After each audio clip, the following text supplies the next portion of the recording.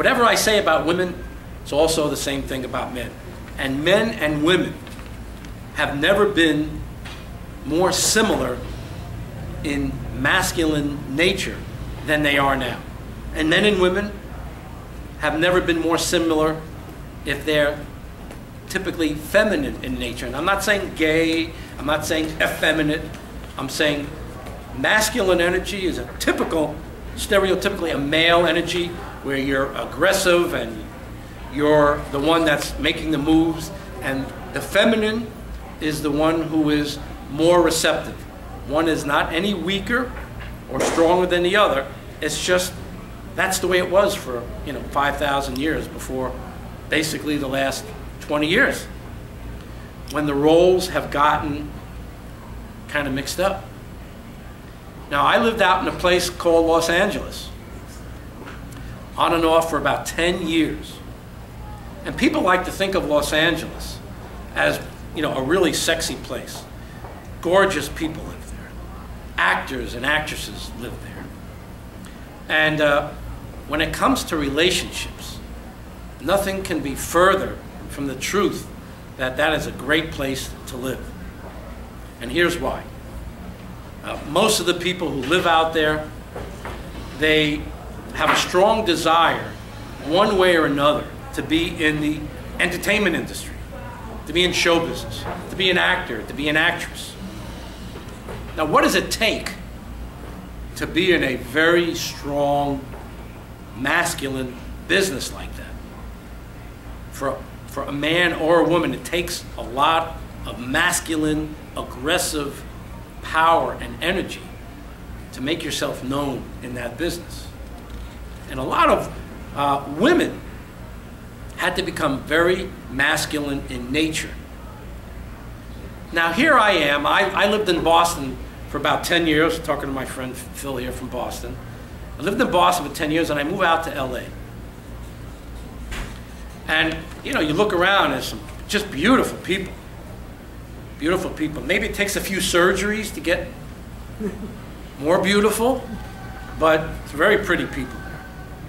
And the funny thing is, and I was this typically masculine, I'm not going to say aggressive male, but I mean, I wanted to be the one that went for who I wanted to be with. And a feminine male, and again, not a gay male, but a feminine male is someone who allows, and they could look as masculine as Mr. America or whatever, but a feminine energy male will allow the women to come to him. Do you know people like this? I don't see one head, so I'm the only one that knows. Oh, you know a couple? I am one. Okay, there you go. Okay. Dominance and submissiveness. Okay. What we're talking about. All right. Okay. Cool. So what happens here? Sometimes when a guy is too good looking and he becomes this, he has this feminine nature of receptivity. He'll pick and choose, just like a woman of the old days. A woman could pick and choose a man, many suitors that pursued her, and that really worked. Women got to be the recipient of a masculine energy. Now things have gotten very upset. I bring up LA because that's like the epitome of confusion right now, is that the women have gotten very masculine in nature. And here I am, this kind of, I used to call myself a Boston bumpkin, coming out there with my sort of masculine nature and wanting to date. And I found that as I was approaching women and wanting to date a certain woman, she found it very hard to handle my typical masculine energy. And I found out that masculine women don't want masculine men coming on to them. They would rather pick and choose what man they wanted to pursue. So the energies between men and women got very, very confusing. And even now, I'm sure every man in this room will tell you, if I had him come up, except for this guy. Oh, we took his glasses off. They'll tell you they don't know how to deal with women. They don't know what women want. They made a movie about that. What women want. They don't know. They're totally lost. They don't know if, as a female, they don't know if what do you want us to do? Because what happens is, if a man goes up to a woman and if she's not respectful and kind of makes fun of him, it makes it very, very difficult for him to go up and approach other women. So, you ladies that are sitting in this room, one of the things that I want to do is, and of course I can't, how much can I possibly discuss in a half hour with you? It's very, very difficult. If you have one of my flyers, you'll see that there's ways that we can be together. And there's ways I can help you for months and years to come. I'm a relationship coach, and I can help you, I can help save you months or even years of aggravation, choosing the wrong person, wanting to stay in a relationship with the wrong person. I can help you as a one-on-one relationship coach, get you out of relationships that are not working for you. I can explain it to you why. I can explain it to you how, by putting an end to a relationship that is not healthy, only that way can you leave room for allowing someone healthy to come into your life. So I'm offering my services to anyone in this room that wants to have a relationship coach.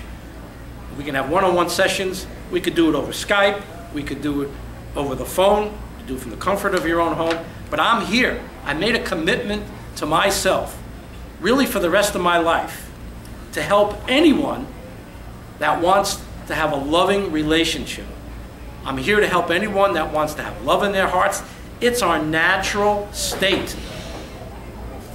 The state that we're in right now, closed hearts, bitter, angry feelings that we have, total distrust that men have for women, and total distrust and dislike that women have for men, we are in very dangerous territory. And you know what I believe? I believe that we are all electrical charges. Every single one of us. The scientists will agree. And we all know the song that the Beach Boys put out a long time ago, maybe 1964. Anybody know what I'm getting at? Good vibrations? Okay? Now we're either putting out good vibrations or we're putting out bad vibrations. And my memory serves me that when I was growing up in the 60s and the 70s, there was some people putting out bad vibrations. But the majority of people, we didn't have the billions of people that are out there that we have now. We don't have the hundreds of millions of bitter, angry, single people that we have out there now. I truly believe that the reason that we're seeing the most outrageous, destructive volcanoes that we've never seen before, outrageously destructive hurricanes, and Florida knows all about that, where for 25 years Florida did not get a hurricane, and then within a couple of years period of time, the energies attracted monsters like no one has ever seen before. And how about tornadoes that used to go through and damage a couple of mobile homes are now destroying entire cities. And of course, I'm not making this stuff up. And tsunamis that we never even heard about before are now swallowing up entire countrysides. What am I getting at? I'm getting at the angrier and the bitter each and every one of us are, the more negative vibes and bitter and angry vibrations that we're putting out into this world, the more we're having trouble with Mother Nature, and the more Mother Nature is having trouble with us.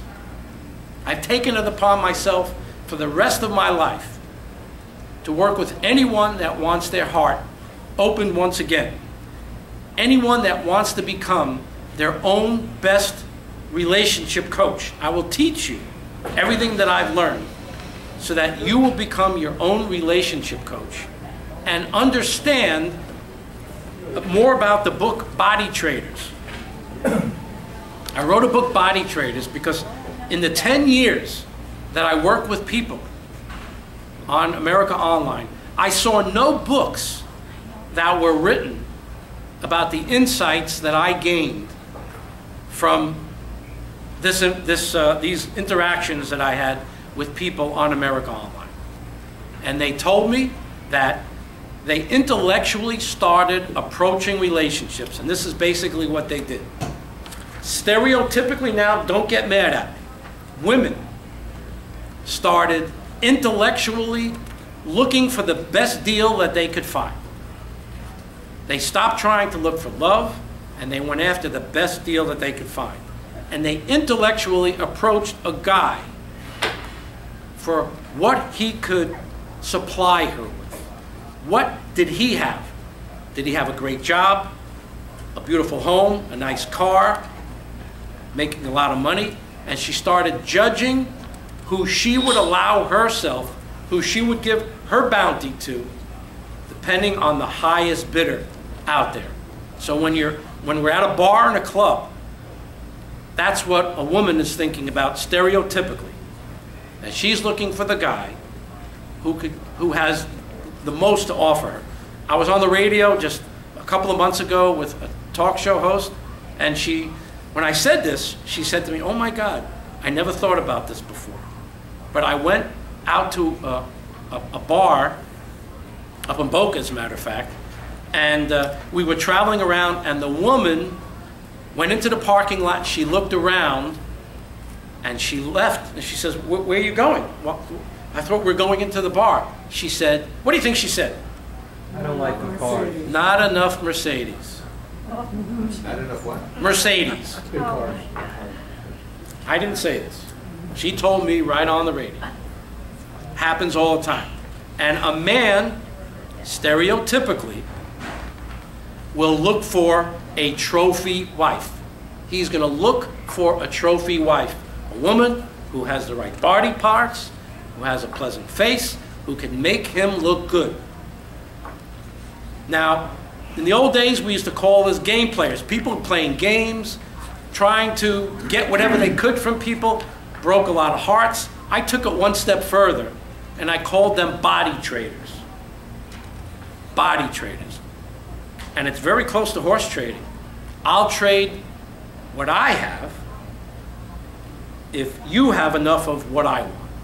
Now, there's probably a number of people in here getting mad at me because I'm exposing them, because this is their MO. This is what we do. As a matter of fact, it's so common that I bet a majority of people are getting mad at me right now because this is the way you interact. It's not pleasant. Now, I'm going to, give me an idea what time it is so I can know where I'm at. 25. Okay, very good. We have a few more minutes. Now, some people in this body trading mode